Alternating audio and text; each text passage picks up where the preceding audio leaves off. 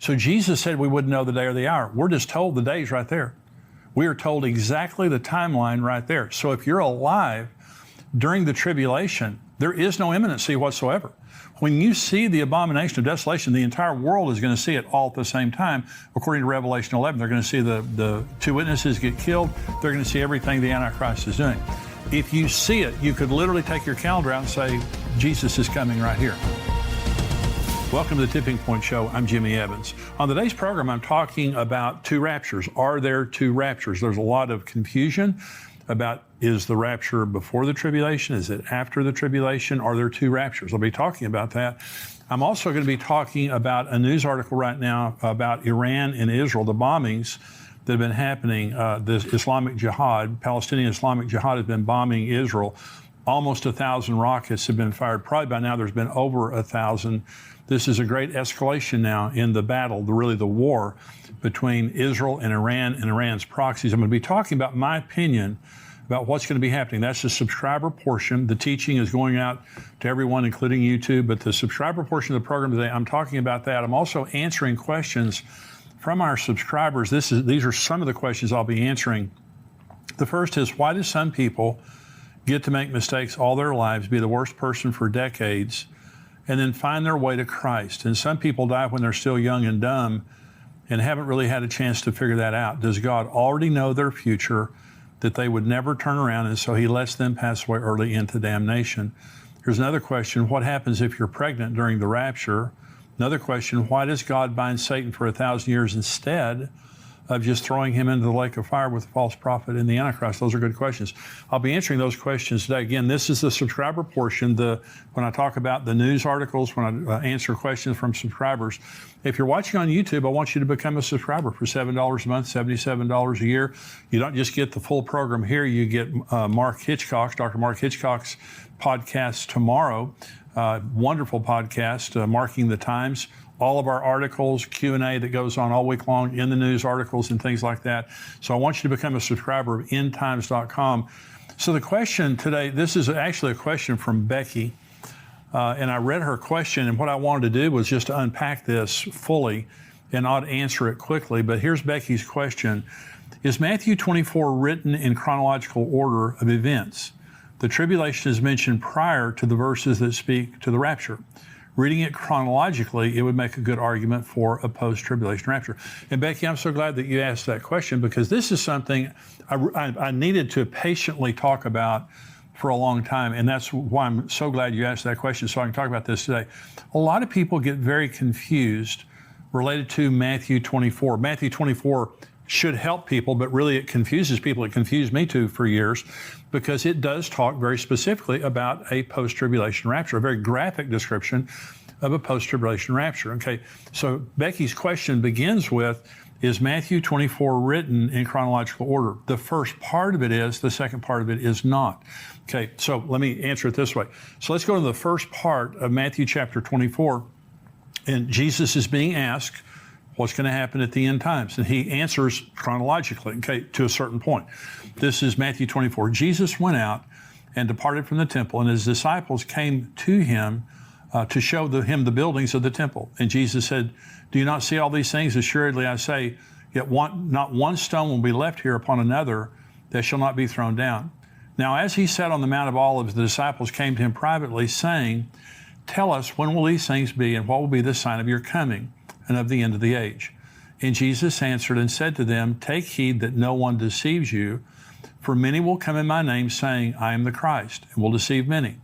And you will hear wars and rumors of wars. See that you are not troubled, for all these things must come to pass, but the end is not yet. For nation will rise against nation, kingdom against kingdom, and there will be famines, pestilences, and earthquakes in various places. All these are the beginning of sorrow. So let's stop right here. So Jesus, these are the birth pangs. This is where we are right now. By the way, we're seeing many of these things happening right now, and the pieces of rebuilding the temple are in place. So if you want to see firsthand the places being discussed in these verses, many other key end times locations, plan to join Pastor Ed Young and myself this December for our tour of Israel. We're going to have a great time. Pastor Ed Young and myself, we're taking a very large group. There's still room for you. And by the way, we have 5-star groups that are staying in the best places. We have economy groups. there's different price ranges that you can pick when you go. So if you want to stay in the best hotels and have all the best accommodations, we have places for you. If you want to go more of an economy route, we have that also. Again, go on endtimes.com and sign up to go to the Israel trip coming up this November. And so what is happening right now is the fulfillment of the first part of Matthew 24. Wars and rumors of wars, nation against nation.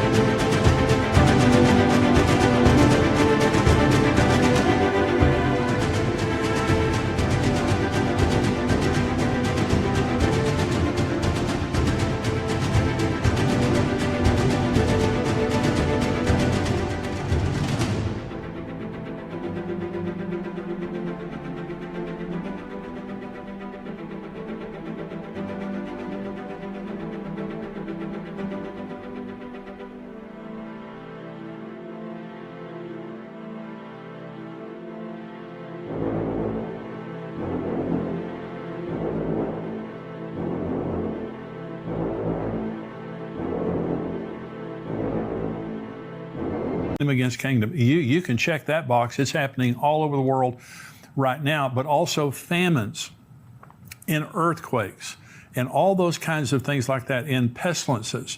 These things are happening right now. So we're in the birth pains. And I've said this before, when a woman's having a baby, the birth pains start kind of mild. I'm saying mild. I don't think a woman would say that. Kind of mild. And then they get very intense and very close together. We're seeing intense birth pains right now, extremely intense. And so I believe a birth is about to happen, and that birth is the kingdom of God and the rapture and things like that. But Jesus is now in chronological order, just going through the signs of the time. He said, the end is not yet. These are the beginning of birth pains. This is verse 9 now. He's going to continue to go in chronological order. Then they will deliver you up to tribulation and kill you. Now we're into the tribulation. And you'll be hated by all nations for my name's sake, and then many will be offended. Will betray one another and will hate one another. Then many false prophets will rise up and deceive many. And because lawlessness will abound, the love of many will grow cold. But he who endures to the end shall be saved. And this gospel of the kingdom shall be preached in all the world as a witness to all the nations, and then the end will come. Therefore, when you see the abomination of desolation spoken of by Daniel the prophet standing in the holy place, whoever reads, let him understand. Then let those who are in Judea flee to the mountains. Let him who's on the housetop not go down to take anything out of his house. And let him who's in the field not go back to get his clothes. But woe to those who are pregnant and to those who are nursing babies in those days. And pray that your flight may not be in winter or on the Sabbath. For then there will be great tribulation, such as not been since the beginning of the world until this time, no, nor ever shall be. And unless those days were shortened, no flesh would be saved. But for the elect's sake, those days will be shortened. Then if anyone says to you, look, here's the Christ, or there, do not believe it. For false Christ and false prophets will rise up and show great signs and wonders to deceive, if possible, even the elect. See, I have told you beforehand. Therefore, if they say to you, look, he is in the desert, do not go out. Or look, he is in the inner rooms, do not believe it. For as the lightning comes from the east and flashes to the west, so also will be the coming of the Son of Man. For wherever the carcass is, there the eagles be gathered together. And this is where he talks about the rapture. Immediately after the tribulation of those days, the sun will be darkened, the moon will not give its light, the stars will fall from heaven, and the powers of the heaven will be shaken. Then the sign of the Son of Man will appear in heaven. Then all the tribes of the earth will mourn, and they will see the Son of Man coming on the clouds of heaven with power and great glory.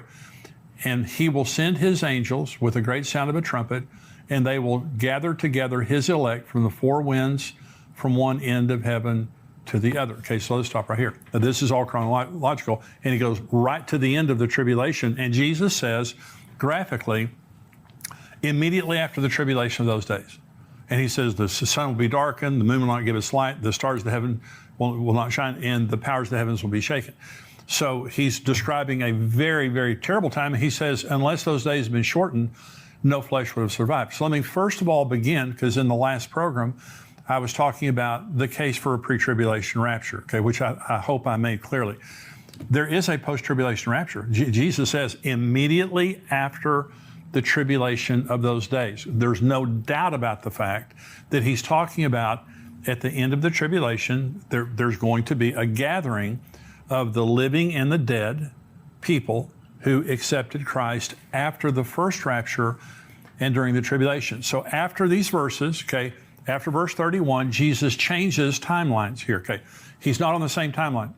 Jesus is now talking about preparing for a pre-tribulation rapture, and I'll prove this to you. Now, this is verse 32. Learn this parable from the fig tree. Now, he's changing. This is different. He's no longer talking about the tribulation. Learn this parable from the fig tree. When its branch has already become tender and puts forth leaves, you know that summer is near. So you also, when you see all these things, know that it is near at the doors. Assuredly, I say to you, this generation will by no means pass away till all these things take place.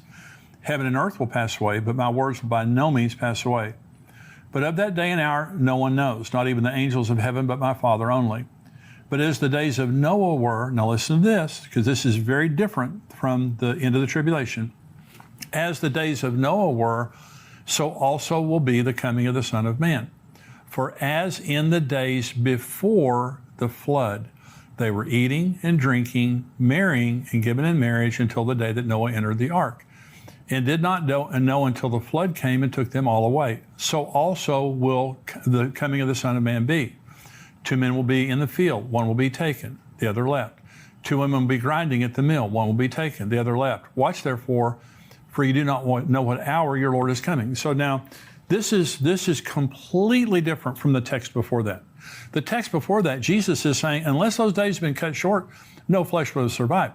Great tribulation is going to come on the world. This has not happened in the history of the world, nor...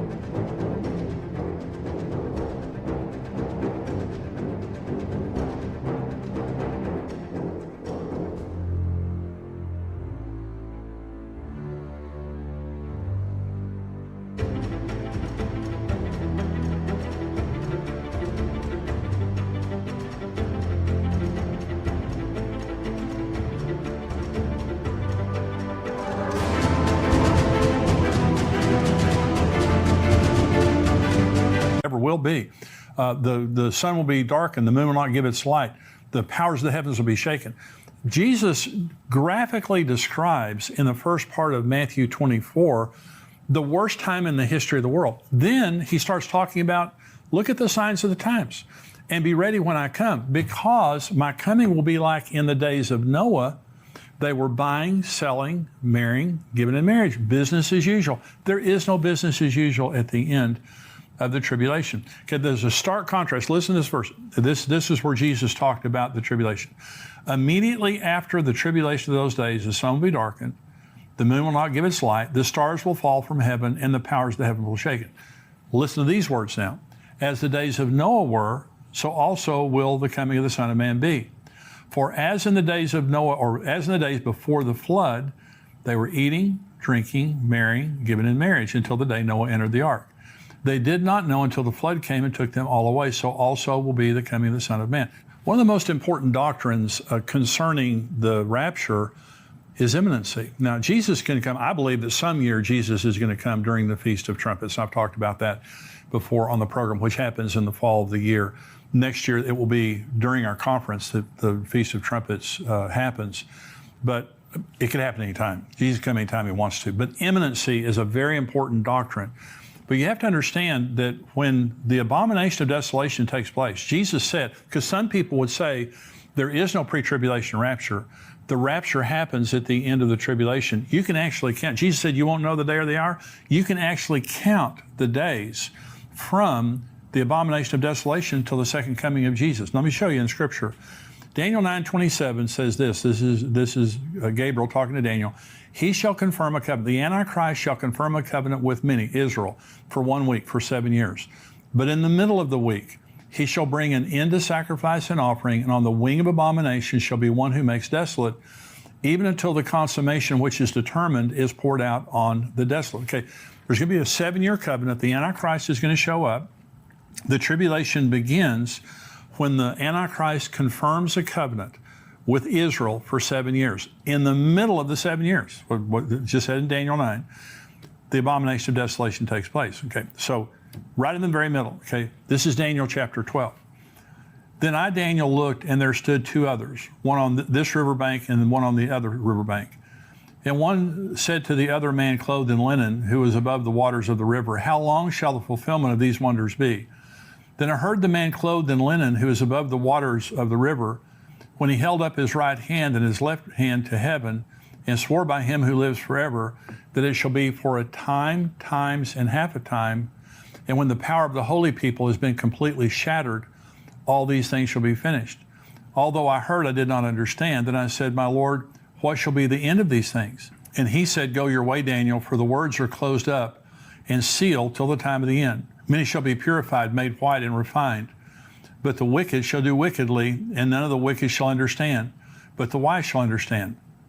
And from the time that the daily sacrifice is taken away, and the abomination of desolation is set up, there shall be 1,290 days. Blessed is he who waits and comes to the 1,335 days. Now, there are 3 periods of time being talked about here in Daniel 12. They're very important. The first, the question was asked, how long is this going to happen? And it was 1,260 days, a time, times, and half a time. Israel used a 360-day lunar calendar. So that's 1,260 days. The second time here in verse 11, it says there will be 1,290 days. That's 1,260 days, 3.5 years, plus 30 days. It says, blessed is he who waits and comes to the 1,335 days. That's actually the beginning of the millennium, after the second coming, after the abomination of desolation has been removed, after the sheep and goat judgment and all those things have happened.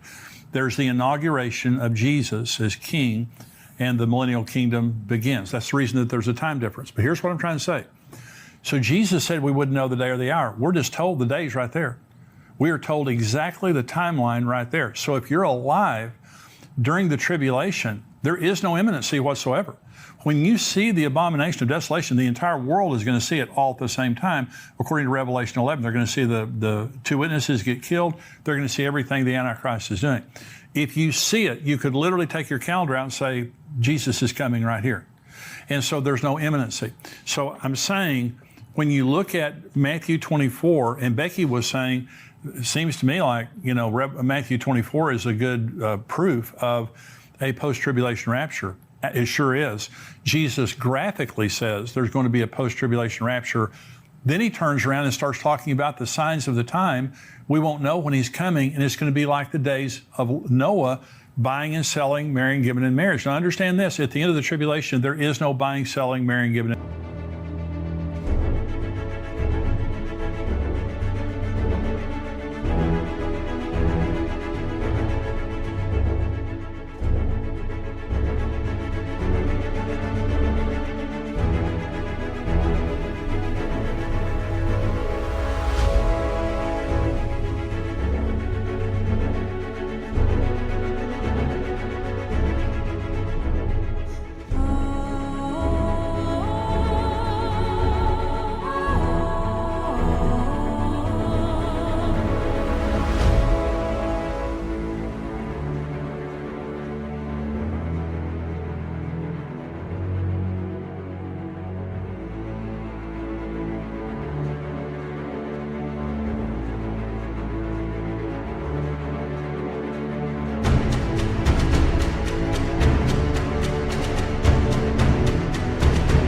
Marriage. Over half the world's population is dead. The earth has been under judgment after judgment after judgment, the worst of which are the bowl judgments at the very end.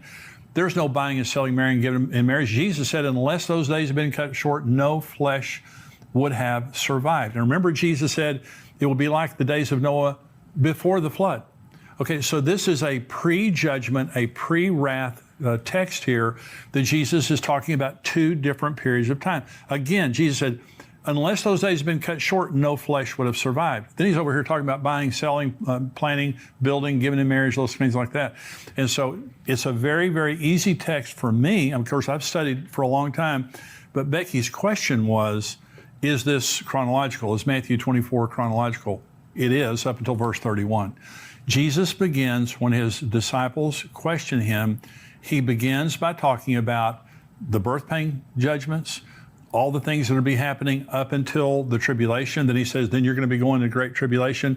He talks about the abomination of desolation. He talks about the second coming, when every eye will see him. The rapture, the pre-tribulation rapture, is a private event that take place in the sky between Jesus and the believers. The earth doesn't know anything other than a lot of believers have disappeared. The second coming, every eye will see him. His feet come down, touch the Mount of Olives.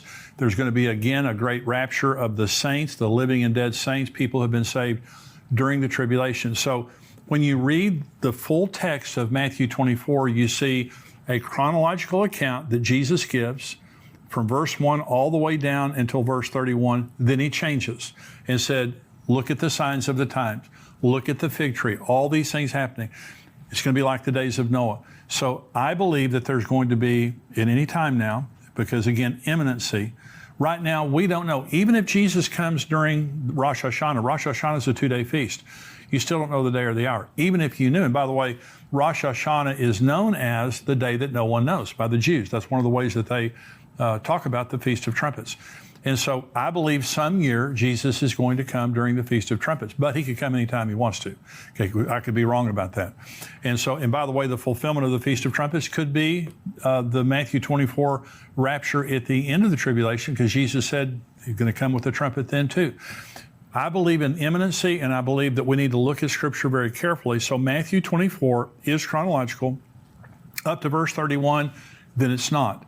Jesus goes back to before the rapture of the church, a pre-tribulation rapture that he graphically describes there.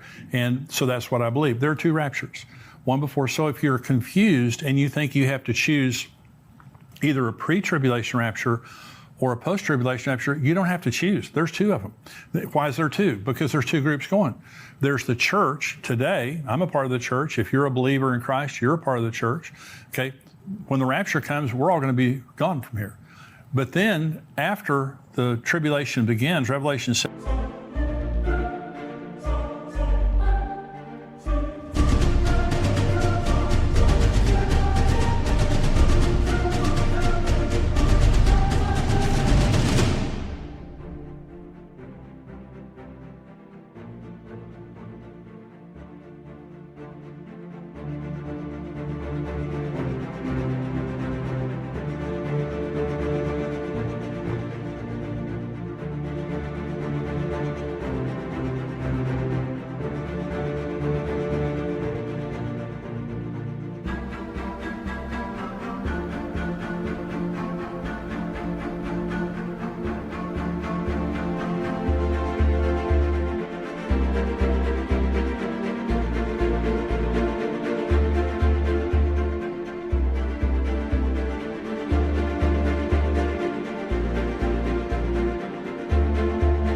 talks about a massive revival that takes place during the tribulation. There'll be many people martyred and many people that die of the judgments that happen during the tribulation. But the good news is they're saved. Some people will actually survive on the earth, the tribulation. One way or the other, at the end, they're going to be gathered up just like we were. They'll be a part of the church. They'll rule and reign with Jesus for 1,000 years. And so that's what I believe. I believe that Matthew 24 is another text that very graphically describes a pre-tribulation and a post-tribulation rapture. I want you to be a part of the first group. And I want to remind you, we have the book.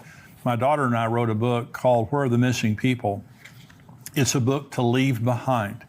It's that you put it on your coffee table or on your nightstand in your car, your apartment, your dorm room, your office, wherever. It's something that you just put there, because when the rapture happens, the number one question everyone is going to be asking is, where are the missing people? Where are these missing people? And they'll pick this book up. It'll lead them to the Lord. It'll also tell them what's about to happen in the world and how to deal with it, to know what's happening during the tribulation. So that little book there You can get it on xlmarriage.com. You can get it on missingpeoplebook.com. And if you're buying more than one, we have great discounts there. You can also buy it on amazon.com. But we wrote that specifically for all of us who are expecting the rapture to happen. Just have that laying there for people to be able to read. Because people are going to be going through your stuff. I don't know if you thought about that, but people are going to be going through your stuff after the rapture. Let them see that book and get that book and lead them to Christ. Become a subscriber. $7 a month, $77 a year. We would love to have you become a subscriber, and you get everything that we have, $7 a month. Lunch at McDonald's.